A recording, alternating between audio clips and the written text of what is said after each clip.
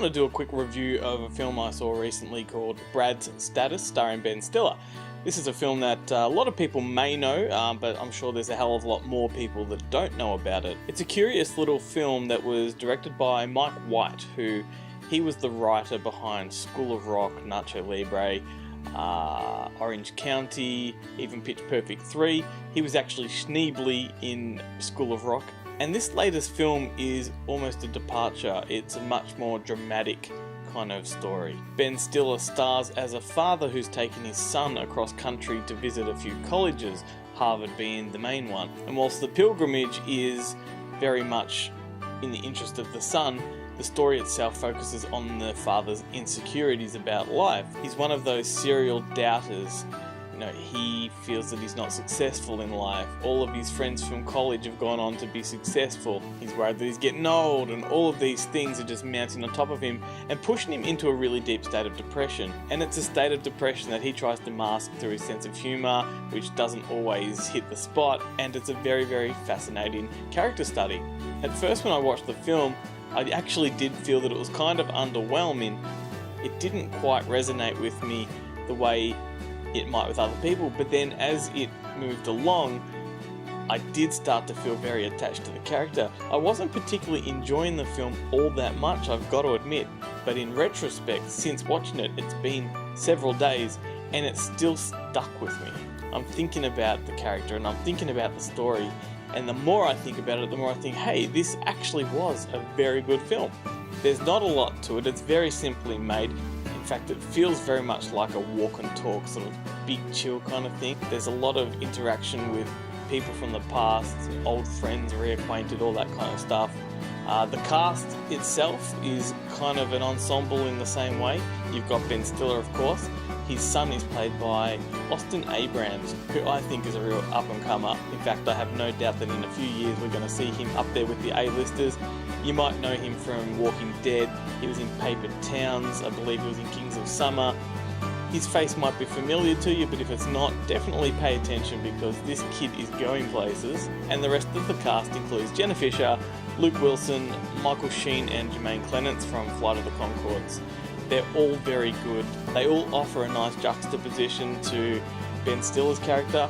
And as for Stiller himself, well, I think we know now that he can do serious and comedy often at the same time, but he has the ability to jump in between very smoothly. This is probably his most serious film since he did Permanent Midnight all the way back in the late 90s, which was a deadly serious film. This one has its elements of humour, but overall it is a very deep, almost gut-wrenching drama. You should definitely check it out. I think there's a lot of replay value in this one. If it doesn't grab you the first time, like it did with me, it'll certainly stick with you though, and I reckon you might want to go and give it another look, which I will be doing very soon. So I couldn't let this one just slide under the radar, so I thought I'd come to you guys, give it a little bit of a review, and despite my mixed feelings, I've come away from it quite challenged, which puts it in the yes camp from me. It's definitely worth checking out, and let's watch the trailer, see what you think, and yeah, check it out. Troy? You have 10 minutes. I just gotta put on my clothes. You have like the body of a man now. Hey, Dad, can you not be weird? Okay. Can you close my door? Yeah. Can you close the door? Yeah.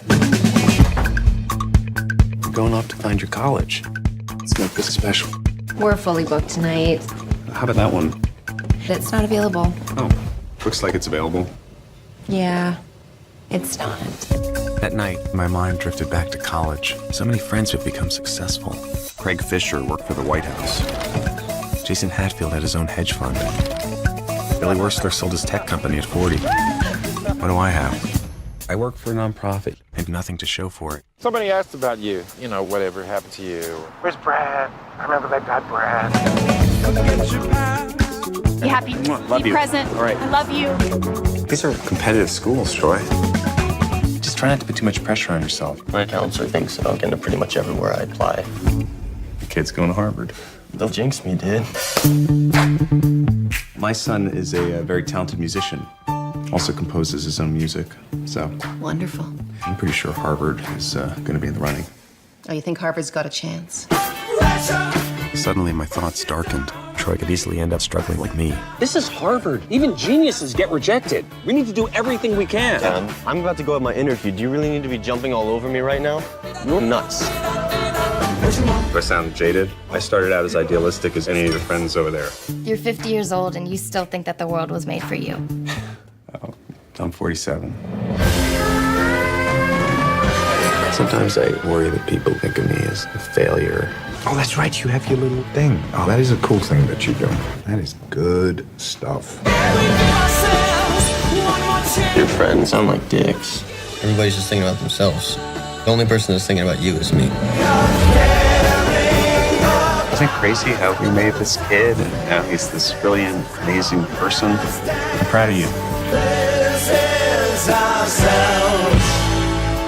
Dad, you having some kind of nervous breakdown or something? Under pressure.